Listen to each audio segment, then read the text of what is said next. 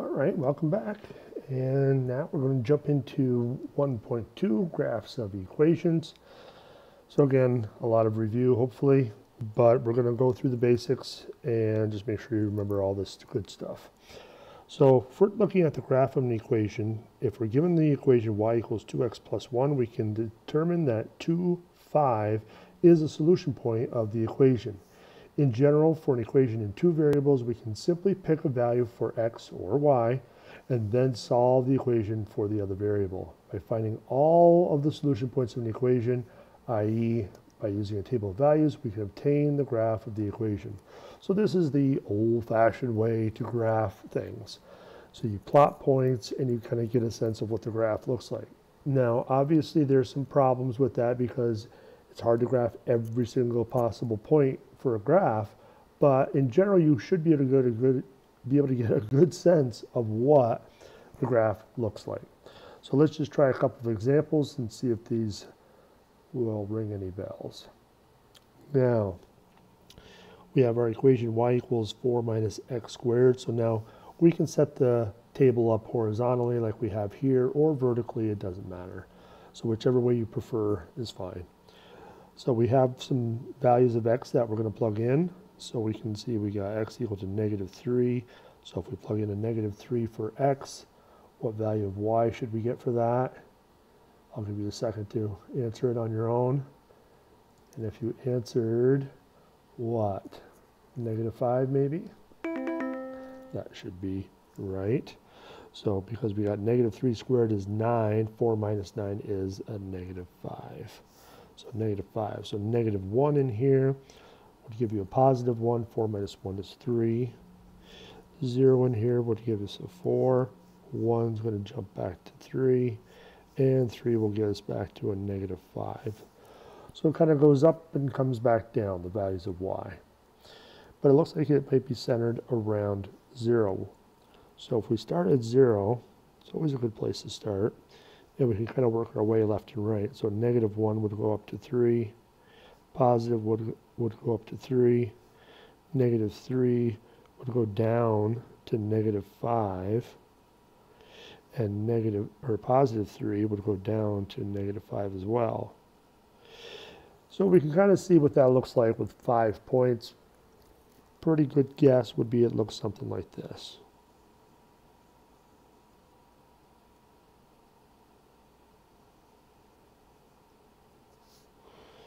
And you should remember that is a parabola. So that one kind of we expected what it would look like. But what about something like this? A lot more layers to it. Now, without showing on a calculator the values or anything like that, I'm going to give you a little clue. All of the y values are in fact going to match our x values in this equation. For those 5 points at least. Now, if you were unlucky enough to pick those 5 values of x for this particular formula, for this particular equation, and then you get those 5 values of y, you'd get something that looks like this.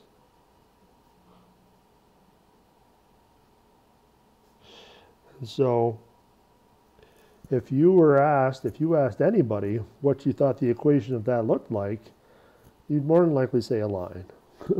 How could you not? The truth is, knowing what the equation looks like, we have something to the 4th power, the 2nd power, and then we have this x that also modifies that as well. So we're not going to get a line from this. So in fact, we're going to get something that kind of does a wavy thing. I don't know exactly what it looks like, but I think it looks something like, you know, this kind of does a little loop-de-loo type of thing through it. I don't know exactly. But it looks something like that. It's got some bumps and curves and stuff into it. So what's the point of all this? You can't judge a book by its cover. You can't judge an equation, a graph of an equation, by just a few points. You need all those solution points traditionally. So let's move on. Consequently, although point plotting is a valid method for obtaining the graph of an equation, it can sometimes be misleading. Thus, we need to utilize other facts and properties of equations to simplify the process and accurately graph equations. What are some useful points to plot? What about the intercepts? How do we find them? Well, do you remember that? Maybe, maybe not.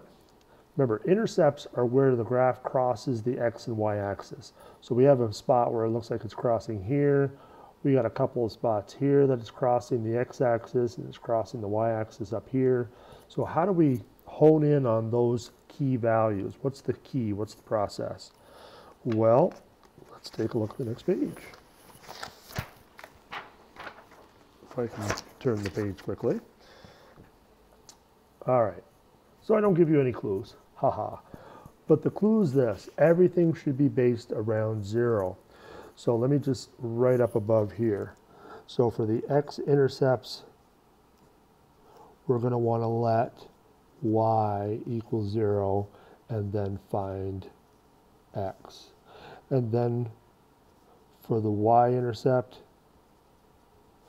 we're going to let x equal 0 and then find y. So very, very quick. Very easy algebra that we should be able to do most of the time. Let's see. All right, so for this one here, if we want to find the x-intercept, it says to let y equal 0. So let's just kind of do it in two little paths here. So we want x equal to 0. Or whoops, I got y-intercept. Let's change that around here. Let's start with the x-intercept. So we let y equal 0.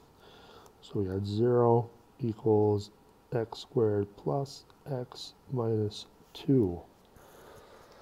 So let's see if we can dig into those cobwebs of your brain. Do you remember how to solve a quadratic equation? We got lots and lots of methods.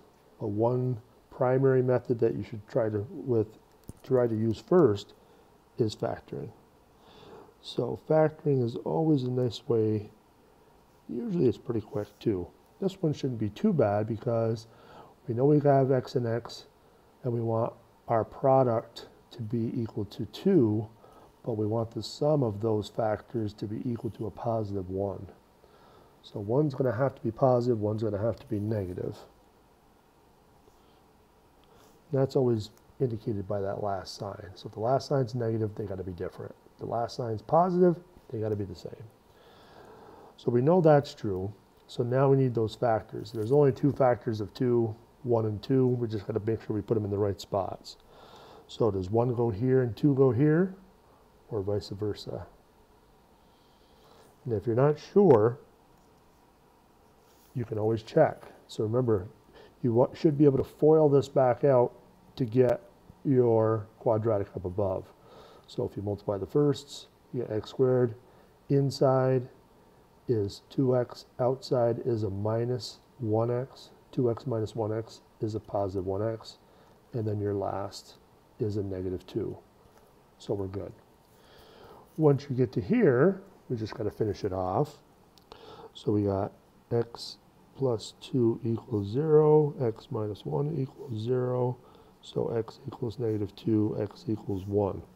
And so our answer should be 2 ordered pairs. We have 2 x-intercepts. Now remember, an intercept is not a number. An intercept is a point. So make sure you write it as an ordered pair. Sometimes the book will be finicky, and I will definitely be finicky about that. So don't forget to write it as an ordered pair. Intercepts are points. So those are your 2 x-intercepts. Let's look and see what we got for y-intercepts. So now we do let x equal to 0. So we got y equals 0 squared plus 0 minus 2. Well, this one's nice. So we got y equals a negative 2. So that gives you the ordered pair. What? Don't say negative 2, 0. X was 0, so that's first. So 0, negative 2. And there's our intercepts. Now for something like 2, this one's a little bit more interesting. obviously. It's got squares and all kinds of good stuff in there. Y's, multiple y's. So what's this one going to look like? You tackle it the same exact way. So if you want the x-intercept, you want y equal to 0. So we're going to have x squared times 0 minus x squared plus 4 times 0 equals negative 4. Well, those are going to cancel out because they got 0, so we got a negative x squared equals a negative 4. Now we can get rid of the negatives. So x squared equals 4. So the answer is 2. No, remember the answer is not going to be just 2 because there's 2 possibilities that give you 4 when you square it. One's positive 2, but one's negative 2. So in this case, x is equal to plus or minus 2. So you got 2 ordered pairs, 2, 0, and negative 2, 0. So there's our x-intercepts. Let's take a look at the y's. So we want to set x equal to 0. So it looks like we got 0 squared times y minus 0 squared plus 4y equals a negative 4. Again, zeros are going to cancel out. So we got 4y equals negative 4.